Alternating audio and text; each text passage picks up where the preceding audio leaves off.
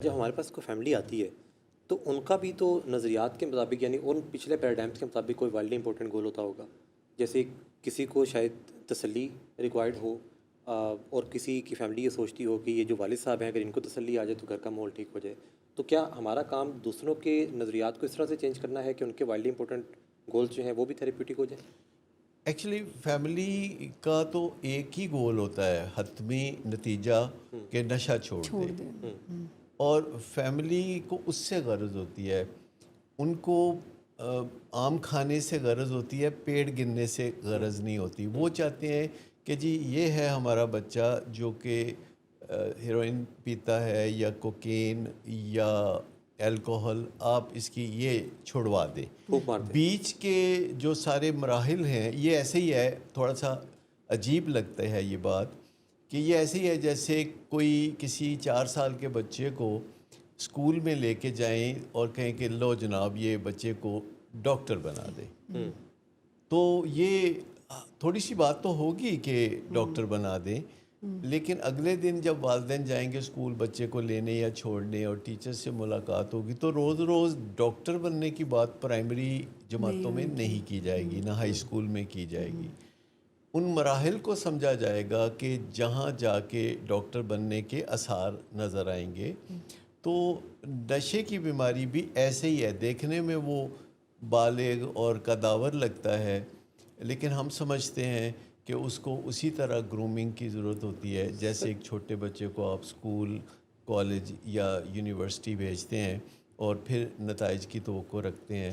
خیر اس میں تو وقت بہت لگتا ہے، نشے کے علاج میں اتنا وقت تو نہیں لگتا، لیکن وہ والی بات بھی نہیں کہ اگر کسی مریض نے 3 دن نشہ نہیں کیا تو سمجھو جی اس کا نشہ چھوڑ گیا. جیسے ہمارے مریض کہتے ہیں کہ جی نشہ تو میرا چھوٹ گیا، اب مجھے گھر جانے دے، 4 دن ہو گئے میں نے نشہ نہیں مجھے کیا. کریونگز بھی نہیں ہو رہی ہیں، مجھے یاد بھی نہیں آ ویسے رہی یہ ہے. جتنا ڈسپلن آف ایگزیکیوشن کو دیکھا جائے تو اس سے ایک یہ تاثر بھی نکلتا ہے کہ یہ کسی انسان کو جھنجھوڑتا بھی ہے، کیونکہ اوریجنلی کسی انسان کی جو نیچر ہے وہ مصروف رہنے یا مصروف دکھائی دینے کی ہے، چیزوں کو پرائیورٹائز کرنا یا کوئی درجہ بندی کرنا، کوئی ترجیح ہونا اور کوئی پلاننگ وہ نہیں ہے. لوگ ایسے نظر آنا چاہتے ہیں کہ ہم بزی لگیں، لیکن اس کا نتیجہ نکلے یا نہ نکلے یہ کوئی انسان اس کے بارے میں نہیں سوچتا.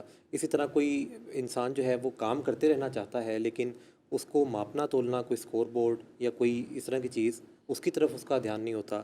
کوئی انسان بس اپنے گولز بتانا اس کا وہ ہوتا ہے کہ میری یہ نیت ہے، میں نے وزن کم کرنا ہے، میں نے فلاں کام کرنا ہے، لیکن اگر اس سے جواب دہی ہو تو یہ اس کی نیچر کے اگینسٹ ہے.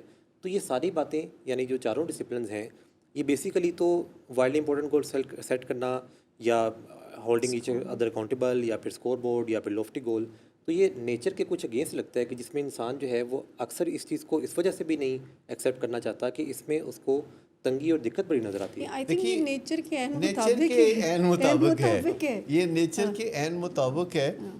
لیکن روٹین ایسی ہے دنیا میں کہ آنیاں جانیاں جو ہیں وہ بڑی اہم سمجھی جاتی ہیں، رولا شولا شور شرابہ.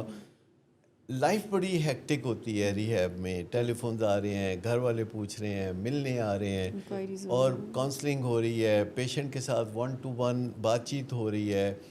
مریض جو ہے وہ گھر جانا چاہتا ہے، یہ اس کا منترا ہے کہ میں ٹھیک ہو گیا ہوں، میں گھر سے آ جایا کروں گا، مجھے گھر جانے دے. اور یہ چند سوال ہیں جو مریض نے کرنے ہوتے ہیں، اور وہ ڈھیر سارے سوال نہیں ہیں، وہ 5-6 سوال ہیں جن کا صحیح جواب جو ہے انہیں ملنا ضروری ہے، جو کہ موٹیویشنل انٹرویوئنگ میں جو کلاسیکل کاؤنسلنگ کی قسم ہے اس میں ملتا ہے. تو اس میں یہ جو اپروچ ہے جو ریہیب میں وہ 2 طریقے سے ملتی ہے. ایک ہے کوالیٹیٹیو اپروچ اور دوسری ہے کوانٹیٹیو اپروچ. یعنی ایک مقدار اور ایک معیار کی بات ہوتی ہے. تو بعض اوقات لوگ جو بات کرتے ہیں وہ جس موقع پہ جو کرنا ہے اس سے الٹ کرتے ہیں. جیسے کوئی بندہ کہتا ہے کہ بس آپ سمجھ لیں کہ میں بڑی کوشش کر رہا ہوں، تو آپ کچھ سمجھ نہیں پائیں گے کہ وہ کوشش کیا کر رہا ہے. مثلا کوئی کہتا ہے کہ میں وزن کم کرنے کی بہت کوشش کر رہا ہوں، تو آپ کے ذہن میں کیا سوال ابھرتا ہے؟ یعنی وہ معیار نظر آنا چاہیے نا، اس کے کوئی نتائج آنا چاہیے یا تو کیسے. ایسے بندے سے آپ کیا سوال کریں گے جو یہ کہتا ہے کہ میں وزن کم کرنے کی بے پناہ کوشش کر رہا ہوں. میں پوچھوں گی کیا آپ کچھ مینشن بھی تو کریں کہ کیا آپ ایکسرسائز کر رہے ہیں, کیا آپ کیلریز کھانے کو میں کاؤنٹ کم کر رہے ہیں, کیا آپ اسمال پورشنز کی طرف جا رہے ہیں, یا آپ کیا کر رہے ہیں. سر میں نے یہ دیکھا ہے کیا کہ وزن روزانہ کرتے ہیں, یا آپ اپنی جو کیلریز کھائی ہوئی ہیں ان کو کیسے کنزیوم کرتے ہیں اس کو کاؤنٹ کرتے ہیں. تو آپ پوچھیں گے نا, یا تو کوئی تو انسان یہ کچھ کوانٹیٹیو اپروچ ہو جائے گی. لیکن اگر وہ کہ نہیں بس میری تمنا بہت ہے میرا وزن کم ہو جائے, یا تو کوئی انسان کچھ کرتا ہے یا نہیں کرتا, یعنی کوشش جو ہے اس میں تو یہ چیز شامل ہے نا کہ کسی انسان کو لگتا ہے, جیسے آپ نے ایگزامپل دی کہ آپ نے کسی پیشنٹ کو کہا کہ آپ اس چیئر سے اٹھنے کی کوشش کریں, تو وہ جب کھڑے ہوئے تو آپ نے کہا کہ نہیں کھڑا نہیں ہونا, بس کوشش کرنی ہے کہ ایسا لگے کہ تو کوشش جو ہے اس میں تو جیسے لوگ کہتے ہیں کہ کوئی کہتا ہے کہ اچھا کل پھر شام میں ملتے ہیں, تو دوسرا اگر کہہ دے کہ انشاءاللہ. اچھا اب اس میں بیچ میں کوشش کے علاوہ وعدے کی باتیں کرتے ہیں لوگ, ارادے کی باتیں کرتے ہیں. مثال کے طور پر کوئی کہتا ہے کہ میرا ارادہ ہے کہ اب میں نے نشہ بالکل نہیں کرنا, تو آپ پوچھتے ہیں کہ آپ کیا یہ سوچ رہے ہیں کہ آپ کاؤنسلنگ میں باقاعدگی سے شرکت کریں گے. کہتے نہیں زندگی اتنی مصروف ہے یہ تو میں نہیں کر سکتا. پھر کہتے کہ آپ کا خیال ہے کہ پرانے دوستوں کی آخرکار آپ قربانی اب دے ہی دیں گے. کہتے نہیں یہ تو بے وفائی ہوگی, ہم تو میل ملاپ تو جاری رہنا چاہیے, میں ملتا رہوں گا لیکن میں نشہ نہیں کروں گا. آپ کہتے تو اس کا مطلب ہے کہ پھر آپ پارٹیز میں بھی نہیں جائیں گے جہاں ڈرگز ہو رہی ہوتی ہیں. کہتے نہیں یہی تو زندگی کی رونق ہے, پارٹیز میں تو میں ضرور جاؤں گا. تو جب کوئی بندہ وعدہ کرتا ہے تو وعدے کے ساتھ کوئی آبزرویبل اور قابل پیمائش چیزیں بھی تو آپ پوچھتے ہیں نا. ایک بندہ کہتا ہے میں امتحان میں اول آؤں گا, تو آپ کہتے ہیں اچھا بھائی کیسے, کہتا ہے بس میرا دادا جی کو خوش کرنے کا دل ہے تو میں سوچتا ہوں کہ امتحان میں اول آ جاؤں. تو آپ کہتے ہیں کہ اچھا کیا آپ کوئی 5 گھنٹے روزانہ شام کو بیٹھ کے پڑھنے کا پروگرام بنا رہے. کہتے نہیں آپ کو پتہ ہے میں انٹیلیجنٹ ہی بہت ہوں تو مجھے پڑھنے کی ضرورت ہی نہیں, تو میں تو ویسے ہی اول آ جاؤں گا, بس آپ دیکھیں گے آپ سنیں گے کہ میں اول آ گیا ہوں. تو کئی لوگ اس طرح بھی بات کرتے ہیں جیسے کہ میں بار بار ایسا کر رہا ہوں, یا میں نے کئی بار ایسا کیا ہے, یا میں بہت عرصے سے کر رہا ہوں, یا میں بہت عرصے تک کرتا رہوں گا.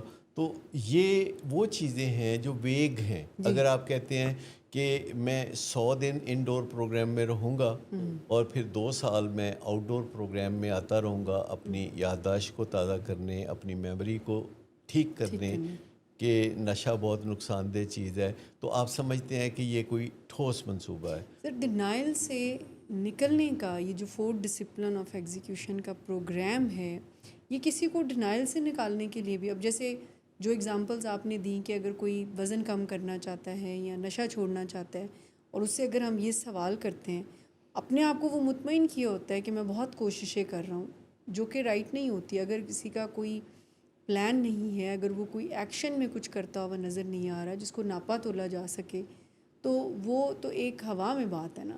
سو میں نے دیکھا ہے کہ 4 discipline of execution Hare level per denial سے نکلنے کا بھی بہت دیکھیں نا اب بہترین ذریعہ اسٹیپ 4 ہے جسے ہم انوینٹری کہتے ہیں.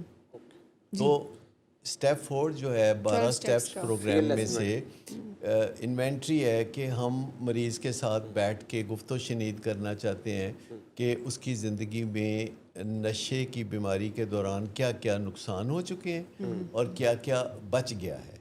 تو بئی کھاتا جو ہے ہم بنانا چاہتے ہیں. تو مریض کہتا ہے چھوڑو آپ مجھے کیوں شرمندہ کرتے ہیں, کوئی ایسی خاص بات تو نہیں تھی. اور اس کے ماں باپ کہتے ہیں ڈاکٹر صاحب مٹی پاؤ, حالانکہ بھی ڈلے بیراندہ کچھ نہیں گیا. تو اس طرح کی باتیں جو ہے ڈلے بیراندہ کچھ نہیں گیا پاویں امیدیں گیا ہوں.